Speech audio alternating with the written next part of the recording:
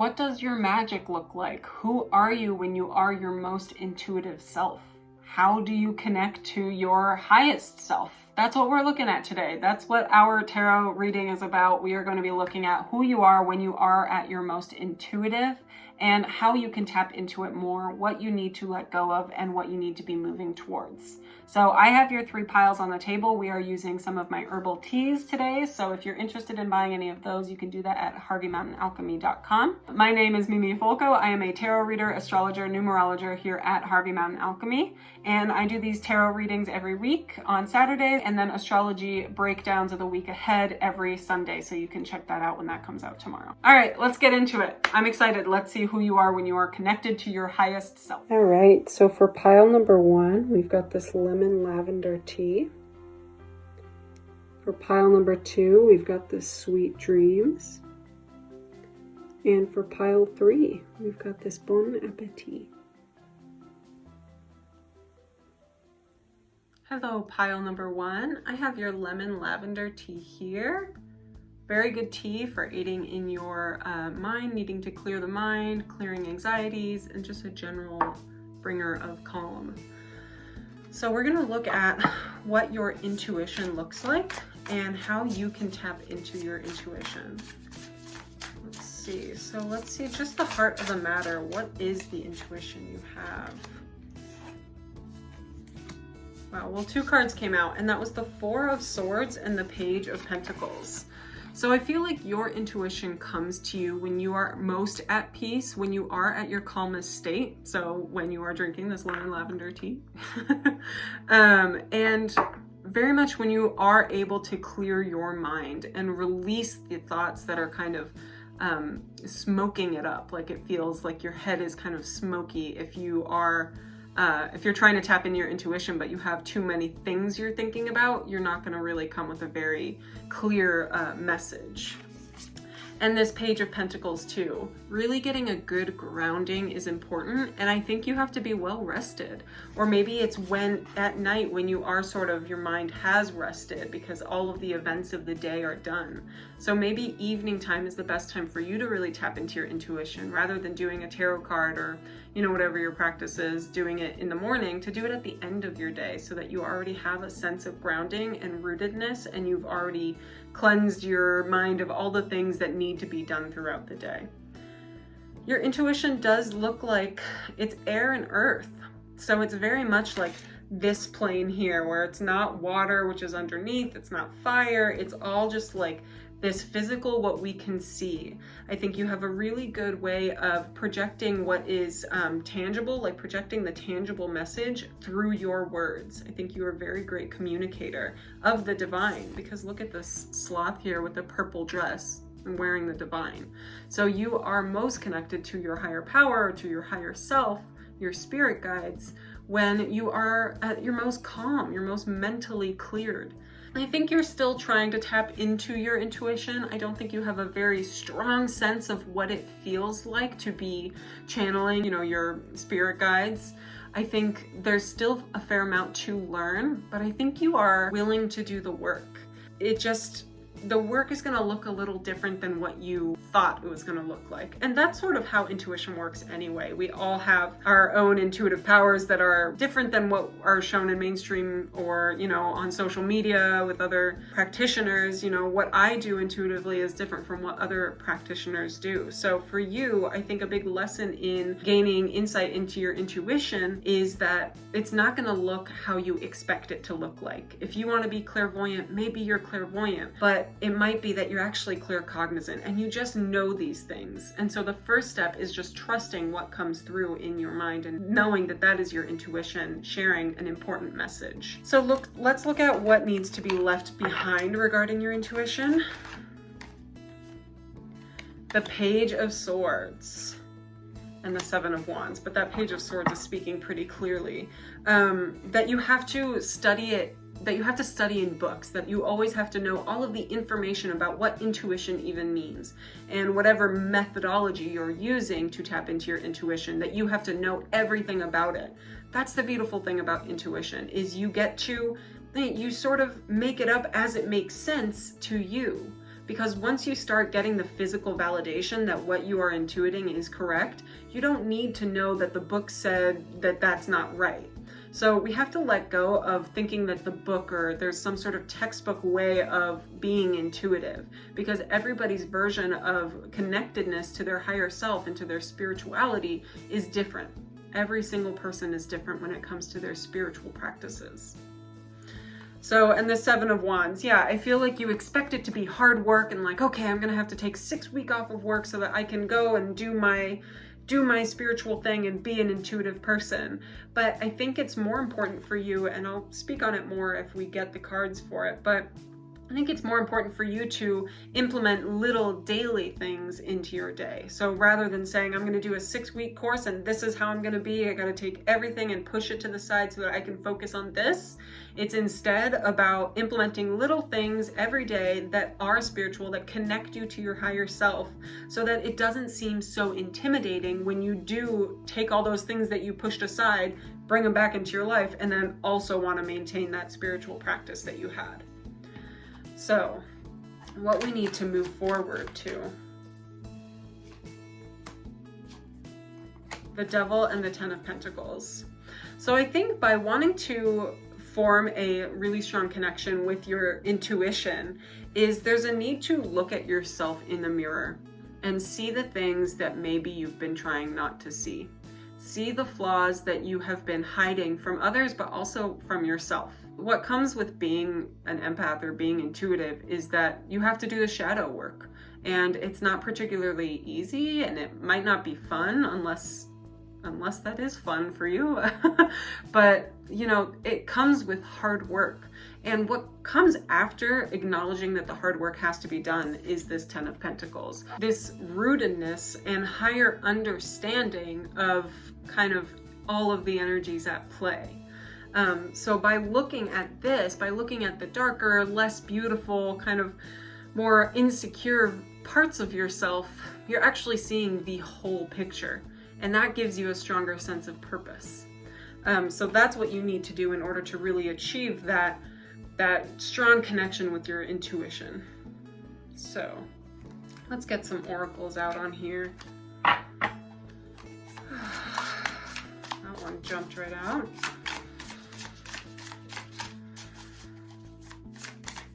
Okay, we've got 3 there. We have got, first one that really jumped out is Civil Servant. You know, this guy jumps out all of the time, and I think that's so interesting. So Civil Servant, we've got servitude and competition.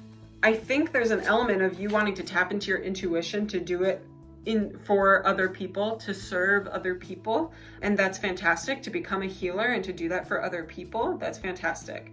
I think there is something to learn about, the idea of comparing yourself as a healer to other people who are healers. Everybody heals differently. And like I said, everybody's intuition is very different.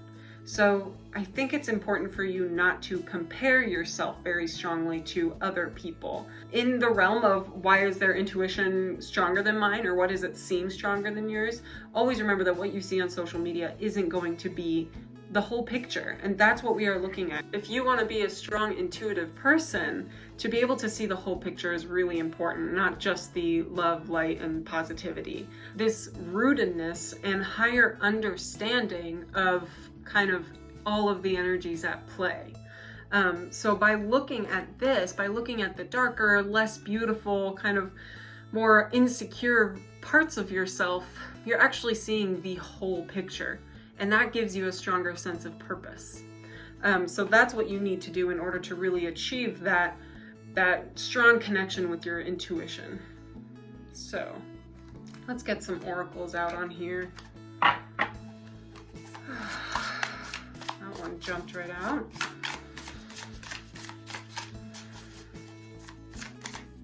Okay, we've got 3 there. We have got, first one that really jumped out is Civil Servant. You know, this guy jumps out all of the time, and I think that's so interesting. So Civil Servant, we've got servitude and competition. I think there's an element of you wanting to tap into your intuition to do it for other people, to serve other people. And that's fantastic, to become a healer and to do that for other people. That's fantastic. I think there is something to learn about, the idea of comparing yourself as a healer to other people who are healers. Everybody heals differently. And like I said, everybody's intuition is very different. So I think it's important for you not to compare yourself very strongly to other people. In the realm of why is their intuition stronger than mine, or what does it seem stronger than yours? Always remember that what you see on social media isn't going to be the whole picture. And that's what we are looking at. This rootedness and higher understanding of kind of all of the energies at play. So by looking at this, by looking at the darker, less beautiful, kind of more insecure parts of yourself, you're actually seeing the whole picture. And that gives you a stronger sense of purpose. So that's what you need to do in order to really achieve that strong connection with your intuition. So let's get some oracles out on here. That one jumped right out.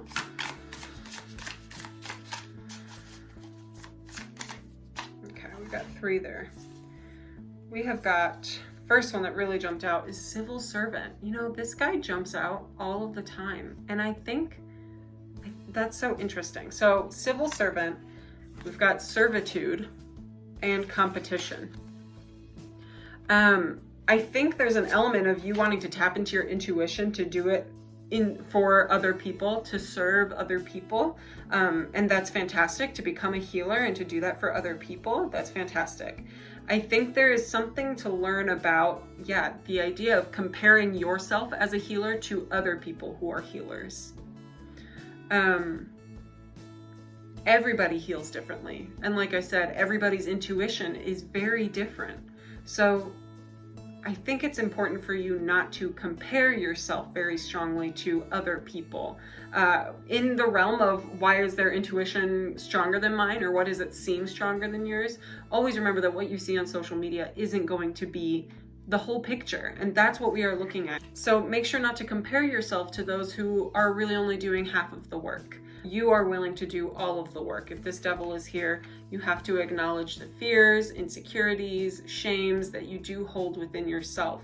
All of this Scorpio energy that's going on is going to be really helpful for you to retreat and heal for yourself. What comes with wanting to be intuitive and wanting to be in touch with your intuition is that you suddenly realize that there are little bits of you that still haven't been fully healed, and that you do need to take care of yourself. And you're going to be more sensitive to those energies because you are asking the universe to assist you in being more sensitive. So know that by you getting in touch with your intuition, you are doing a service to everybody around you. Even if you're not choosing to do it as a job or choosing to be a healer for others, it is in service of others that you do this anyway. I think it would be an extremely healthy option for you, and I think it would really improve your relationships as well.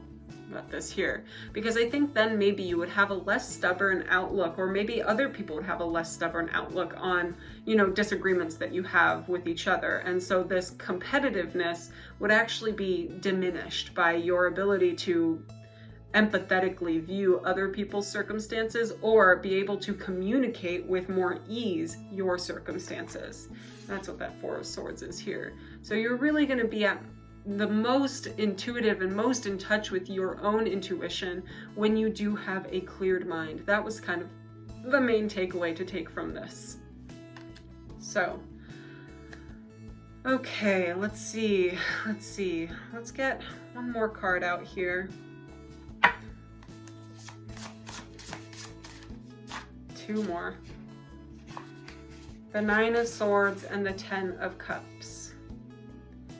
I think for you, pile 1, and I'm not trying to scare you off, but I feel like it's not all fluffy rainbows. I like fluffy rainbows and unicorns. That's the message I'm getting. I feel like there is going to be some aspects of yourself that you are going to have to explore and discover some old pains that you haven't fully healed yet, that need to be addressed and kind of sent loving energy to.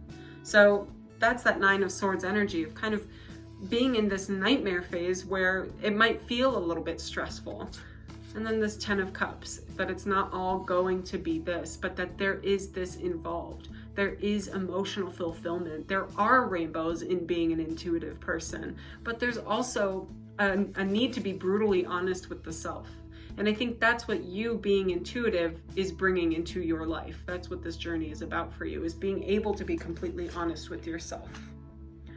So I hope that was helpful. I'm sending you a lot of love during the Scorpio season. It is all about healing. If you want to know about the astrology breakdown, that is coming out tomorrow. So go check that out. Or you can follow me on Instagram at mimis.me for daily astrology updates. All right, I will see you next time. Bye. Hello, Pile 2. I have got your Sweet Dreams tea here. This is a chamomile blend that uses mugwort, which was locally foraged. Mugwort is amazing for sending you to sleep and also for connecting to your third eye, and it helps with lucid dreaming and very vivid dreams. So I love this tea for drinking right before bed. It knocks me out within a half hour, and then I have really great dreams that I also feel really rested in the morning.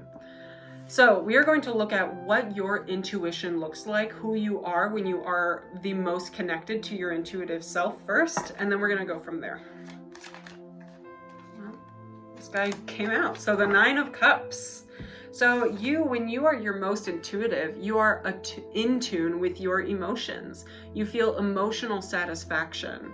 And I think sometimes there's a bit of a block when you are not emotionally satisfied, that you are not your truest self, or the best version of yourself, or your highest self, I would say. So maybe there's something about releasing the need to be emotionally satisfied all of the time, that life is full of ups and downs, ebbs and flows, and you can't have a bunch of highs and never have any lows.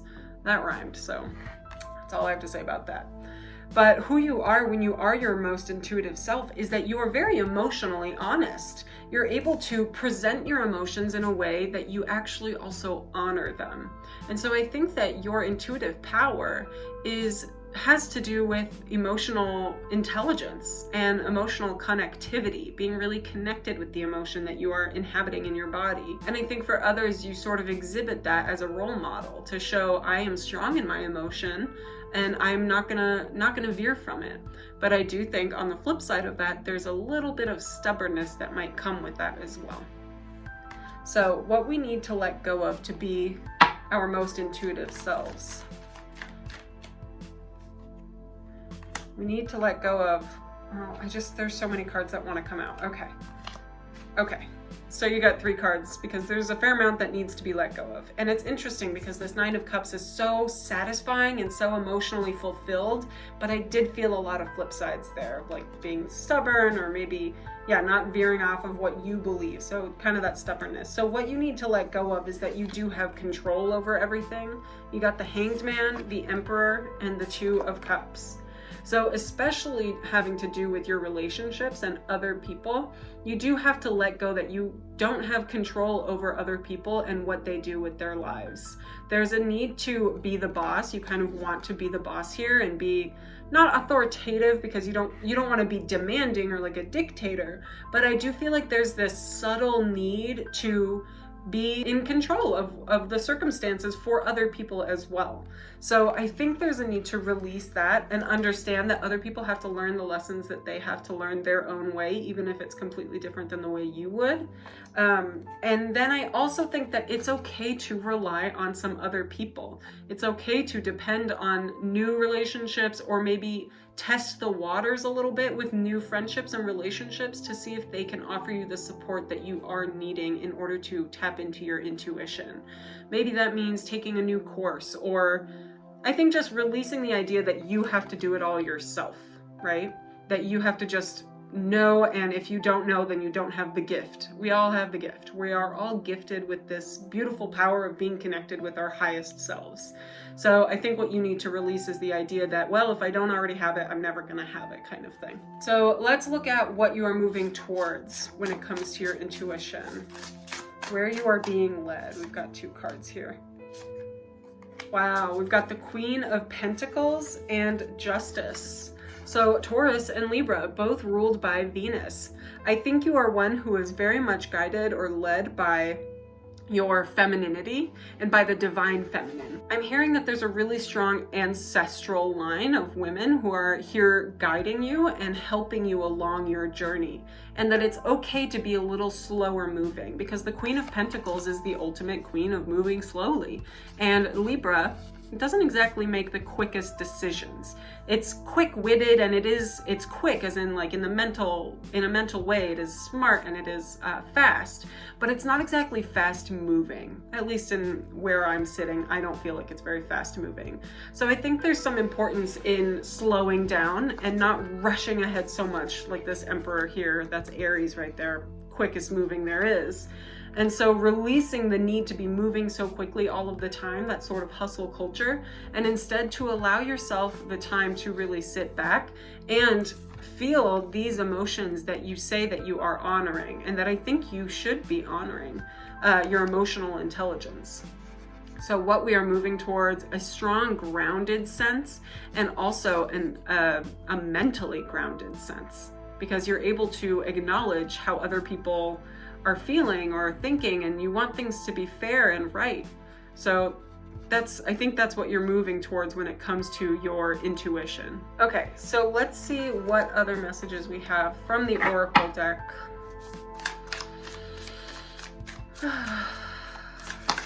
Oh gosh. All right, well, romance came out very strongly. Let's see. Ooh, we got 2 more under there. Pillar and reflection. Wow.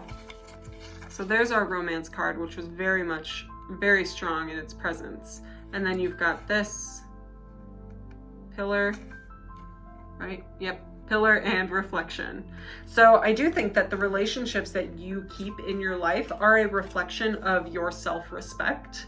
I think that maybe there are some friendships or relationships in your life that aren't serving you, and it's not just that they're not serving you in like a selfish way, like I should be gaining something from my friendships, but more in a way that they're taking advantage of you, and they're taking advantage of your want to be intuitive and your want to be helpful and your want to be emotionally grounding.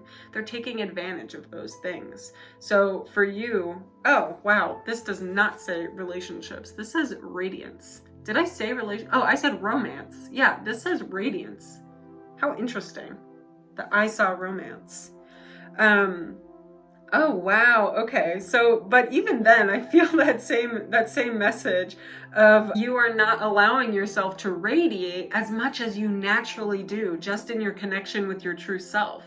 That maybe some relationships are diminishing that light that you do have from within, because then they seem less radiant. So I do think there are some people there that aren't being very, that are not reflecting your values, that are not reflecting the energy that you put into the relationship. And then I do think there are some friendships and relationships that are really, really strong and very supportive. So I think for you, it's important to discern who's who in this situation, and who is providing you with that support and grounding that you are working towards. So let's pick one last card, and we shall see. There it is. The Magician. I feel like all of the tools to be in touch with yourself are at your disposal. I feel like you already have them. It's like you've done some work, you've done the work to be in touch with your magic. It's just a matter of allowing it to really shine. And that's that radiance again, right? Look at her, she's stunning, and she is radiating, she's emanating this beautiful light. And so is this magician. He's flinging his magic up into the air and knows that it will come back to him, and knows that other people will respect him for what he can do. And I think that's the energy that you need to carry on with, is owning and honoring your magic and your emotional strength. But sometimes you gotta let go of that little stubborn streak. We all do, that's fine. All right, I hope that was helpful for you. I look forward to reading your comments. I love seeing, and I will see you next time. Bye. Hello, pile 3. I have your tea here, the Bon Appetit, which is a little pun. This tea is great for aiding in your digestion, and it just really generally helps with the gut health and with feelings of nausea. So let's see what your intuition looks like.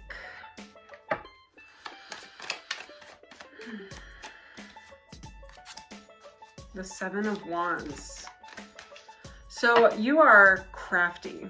You like to do things with your hands. You like to create something physical and have that creation kind of show its own value without you having to be a part of it. The Seven of Wands here. You want to put the work in. You want it to be tangible. That's what I'm really feeling. Even though this isn't a Pentacles card, it feels so tangible to me, the work that you're willing to put into this. And it's something very personal to you. That 7, that special spiritual personal path number, and Wands of taking action. So it might not be about creating something tangible, but it could also be about taking action and always moving forward, always learning something new, always willing to expand a little bit more about what your personal path is. So I do feel like there's divination in the mix, but also like crafting in the mix. All right, so what do we need to move away from? What do we need to step away from in order to get really in touch with our intuition? All right, so we've got the Ace of Wands and the 5 of Cups. Look at that Ace of Wands and this 5 of Cups.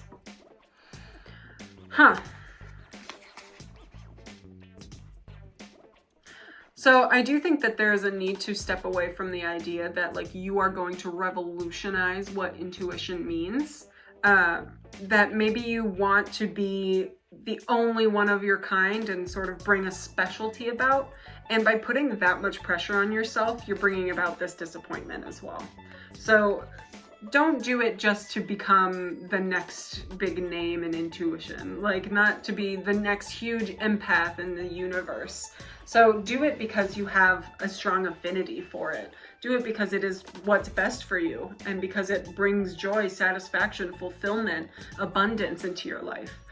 By doing it because you want to, for vain reasons, for vanity, you're not going to be able to attain the powerful effects that being in connection with your higher self does bring.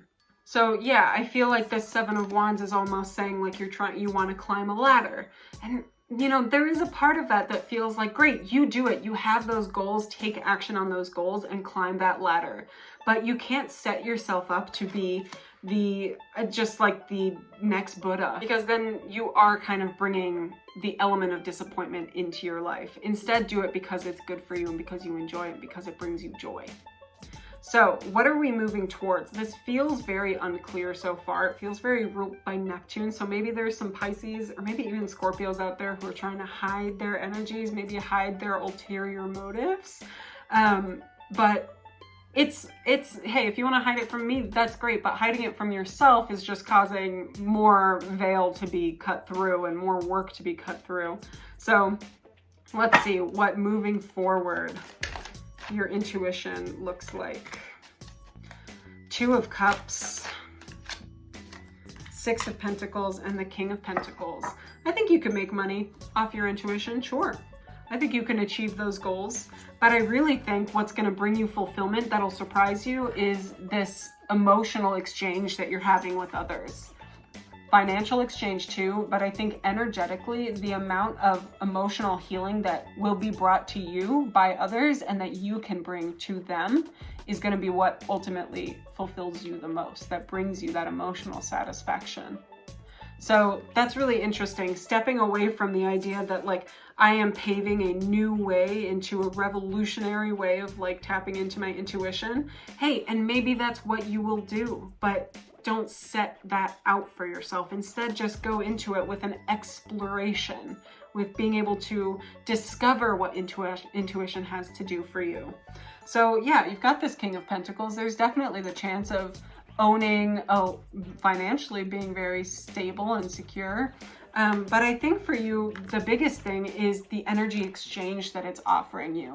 And even if you're not doing this as work, the exchange that you're giving just by being a more emotionally intelligent or more willing to work on yourself kind of person, someone who is willing to do self-improvement, that already is offering something really strong and beautiful to other friendships and relationships, because you are working on being a better person for others too.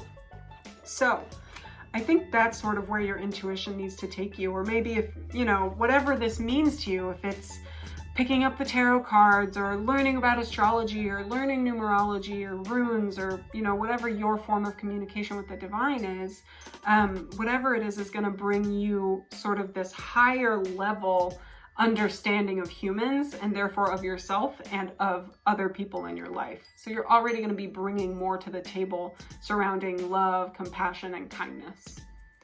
So let's see what oracles come up for you.